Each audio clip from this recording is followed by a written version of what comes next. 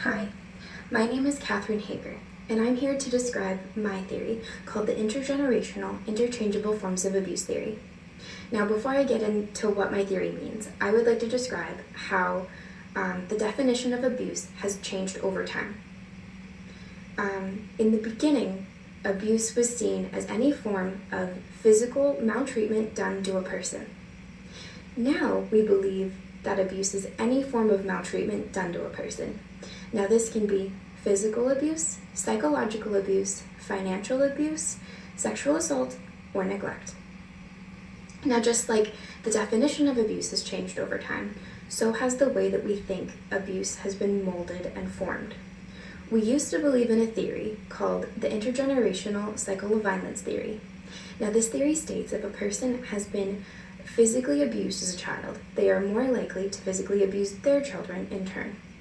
Now, this isn't the case, which makes way for a new theory, my theory. My theory is called the Intergenerational, Interchangeable Forms of Abuse theory.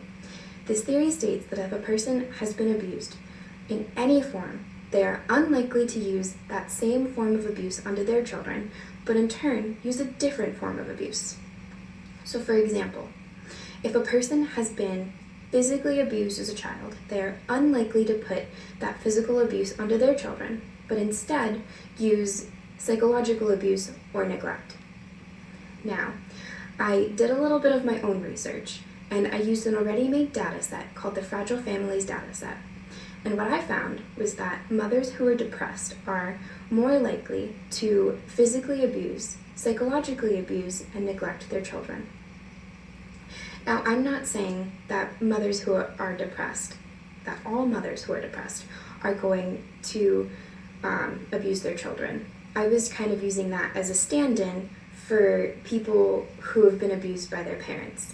What I mean by a stand-in is people who have been abused by their parents can be depressed or have another symptom from that trauma that they went through. Now, since this data set did not have any intergenerational aspects, that is what I would like to focus on in the future.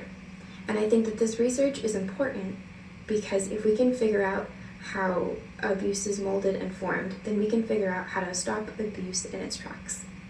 Thank you.